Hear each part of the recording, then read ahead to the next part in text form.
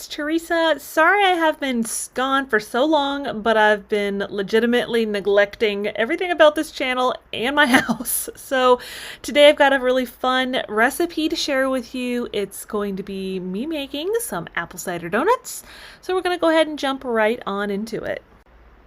So we're starting off with our apple cider. Now, I did get this from a store. It had to be a specialty store because it's actually really hard to find in Florida. But I have 2.5 cups of apple cider. No specifications as far as like what kind it needs to be or anything like that. But we're gonna, of course, add that to a little pot. We're gonna simmer this all on our stovetop for like 20 or so minutes. We're doing it basically till we get it reduced to for this recipe, about a cup. I'm gonna just kind of add in a few things. My recipe that I use doesn't call for anything real specific. It says, you know, obviously to use cinnamon sticks, but then you can throw in some cloves or some orange peel. So that is what I am gonna do. I'm gonna throw in just a couple of cloves, nothing real specific. It kind of depends on how much you're making. I am doing a double batch, so I wanted to make sure, you know, that I had a decent enough amount of all of this going into my apple cider. Now, I don't have an orange, even though I live in Florida, but I do have is like these little clementines that the kids like, so I'm just throwing in some of the peel off of that. And once we're done with that, and again, we are going to simmer this on the stovetop for about 20 minutes until it reduces. We're going to let it reduce down to 1 cup. The recipe I have linked for you below is going to tell you to do it at a 1/2 cup, but I doubled it because I knew I wanted to get a pretty good size, you know, amount of donuts. So here it is, looking really tasty already. It smelled really nice too. It definitely had a lot of that clove smell to it, so just kind of pick and choose what you add in there. It just really depends on you, you know. I do a pretty, you know, ferocious bubbling, rather not a boil, not a full-on boil, but I do more than what I would call a simmer at least. So once that's done, you're going to let it cool in the refrigerator, but now we're just going to go ahead and start mixing everything up. Again, you're going to have that all reduced down to 1 cup. Again, I'm doubling the recipe. So we're going to go ahead and do our flour first. We're doing all the dry ingredients first. Now this again is doubled. I guess you're gonna have to count how many times I say that, but I am gonna be doing 4 cups of all-purpose flour, and this is just that like white unbleached flour. I'm sure you could, like, you know, change it up a little bit if you're trying to go more in like a gluten-free direction, but I'm sure if you do follow that kind of diet that you're pretty used to what you need to, you know, sub in for different flours. So like I said, 4 cups of that. It felt like it was a lot, but again, it was, you know, that's what the recipe called for, so that is what I did. You guys will have to let me know if you end up making this, and if you do anything different in your apple cider. I'm curious to know what other options you think there are that would be good. Once we've gotten the flour, we're going to go ahead and jump over and do our baking soda, baking powder, and salt, if I remember them all correctly. Now, funny enough, I was like looking through everything and I could not for the life of me find my darn baking powder. I was like, the heck, I know I have some, and I'm sure I have that exact same can that I just pulled out. Couldn't find it though. You guys, I don't know if you've ever seen these before, but those are magnetic measuring spoons. They're amazing because, you know, you can never find them, right? You can never find a measuring spoon when you need it. So on your baking powder, you're going to do 1.5 teaspoons if you're doubling. And see, I'm talking not really to myself. I was actually talking to the camera, but then I was like listening back to it and I'm like, oh, this just sounds weird. So I was like, well, I'm just gonna do the voiceover. It's what I'm comfortable with. And then on your baking powder, did I mix them up? I'll have the whole recipe listed for you below, of course. But your baking soda, which is in the box, right? Yeah, I'm pretty sure. You're doing 2 teaspoons of that. And next, we're gonna mix in all of our cinnamon and our cloves. So on the ground cinnamon, you're doing 2 teaspoons. And then here in a minute on the ground cloves, we'll do half a teaspoon.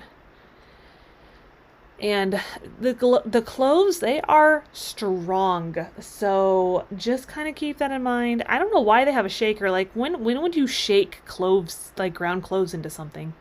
You will have to let me know if you're a baker or, you know, whatever. I was going to say a baker or a candlestick maker, but I don't think you're here if you're a candlestick maker. Maybe you are. I don't know. Are you guys candlestick makers or bakers? I'm really not either, but I at least pretend to be a baker every so often.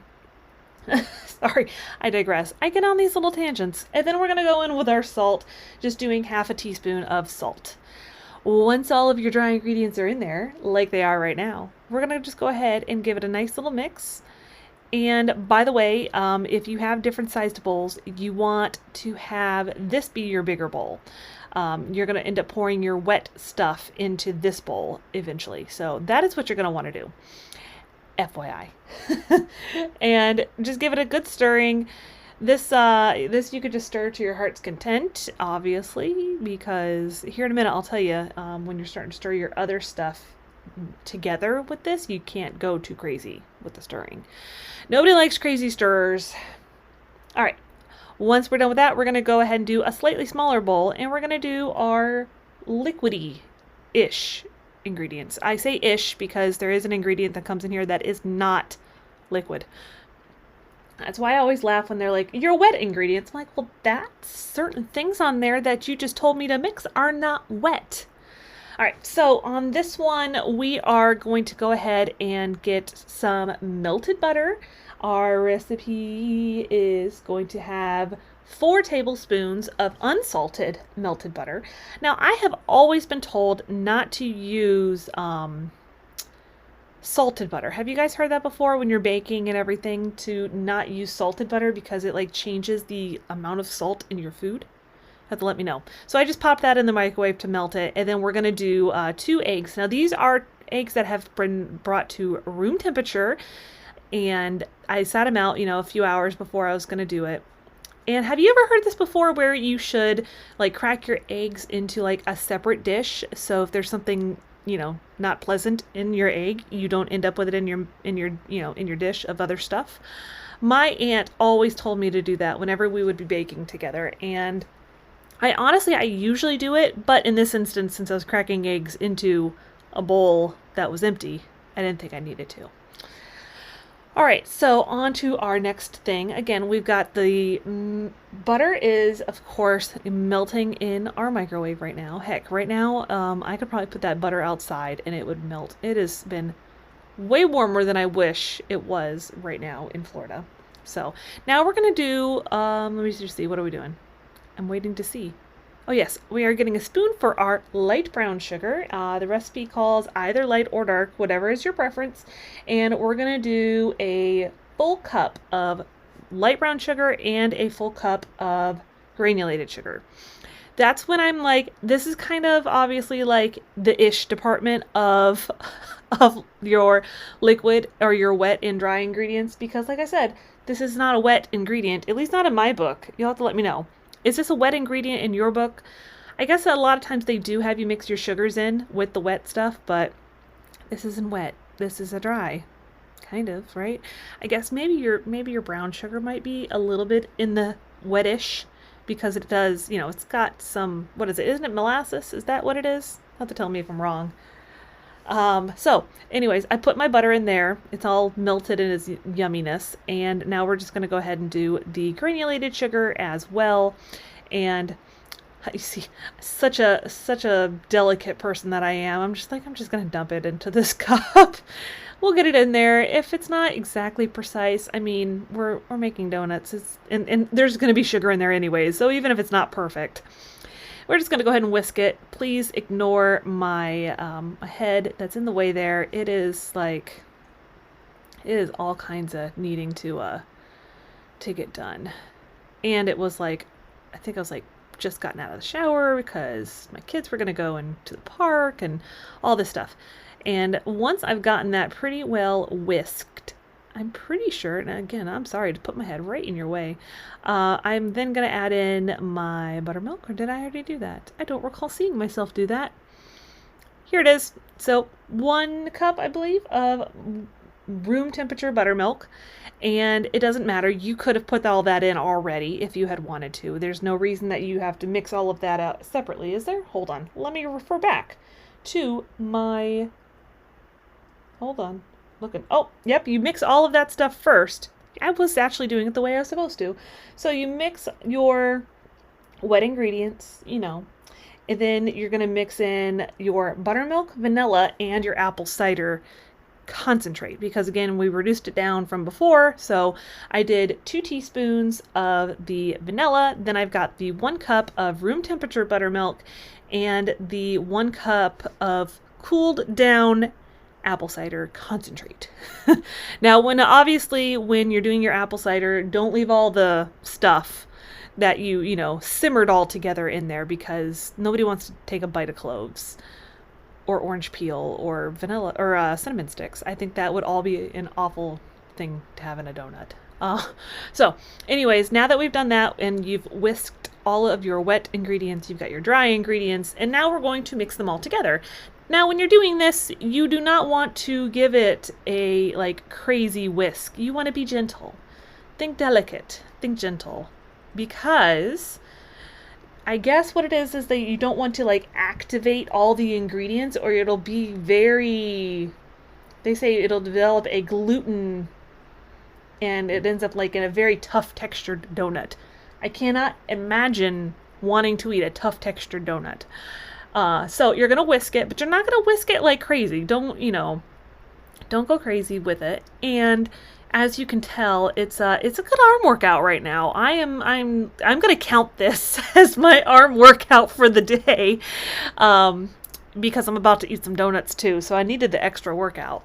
But like I said, you don't want to go too crazy with the whisking, and you're going to have a little bit of lumps in there, and that is just fine. You don't want to have tons and tons of lumps, but a couple here and there, small lumps, it's not going to be a big deal. And now I know it says to be careful about not over whisking. I've never done it because I've never noticed a tough donut. I've never met a donut I didn't like. Once you're done with the whisking though, what you're going to do is you're just going to put it inside a Ziploc bag. Now, even at the double batch, the gallon size bag is big enough to fit the whole thing. Now, most of the time at this point, I would have a little helper hold my bag for me, but I didn't have a little helper. They were at the park. They left me to have to do this all on my own.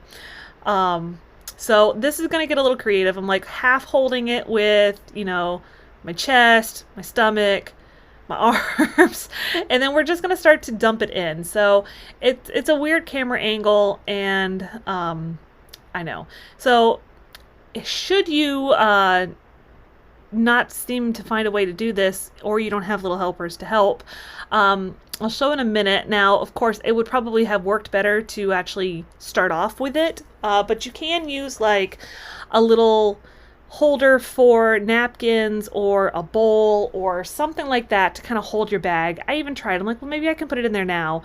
And I plop it in there and I'm well, the time to use this has already passed. So anyways, but yeah, if you have a little, a really deep bowl, or one of those really big cups, or there's a couple of different things that you could probably use. So it stands up okay by itself right now. I'm just going to get as much of the batter out as I can. It gets kind of hard, as you can tell. I'm on the struggle bus. It's okay. I am a frequent rider of the struggle bus, so it's all right. I'm used to it. Anyways, we're just going to dump all of that in there. And at this point, I have also already turned on my oven to 350 degrees. I've got my donut pan, because these are not going to be fried donuts. There is enough vicious little calories in those suckers to begin with without making them fried. So this seems like I said, it's good. It's going to be delicious though. It's going to be I'm going to say it's worth it. It is worth those calories. In the recipe I have, it doesn't even tell you how many. That's how That's how worth it is. You don't even need to know. Just don't even ask. Once they are all in there, you can zip it up if you're able to. I'm never good at it. So anyways, I've got my donut pan. I only have a 6 one. I don't make these anywhere near often enough to warrant buying another donut pan. This thing sat, I don't know how long it sat in my kitchen before I actually ended up making donuts. Probably years. So you're basically just going to trim off the corner of your Ziploc bag. You can probably go a little smaller than I did. And you're just basically going to pipe your donut in there.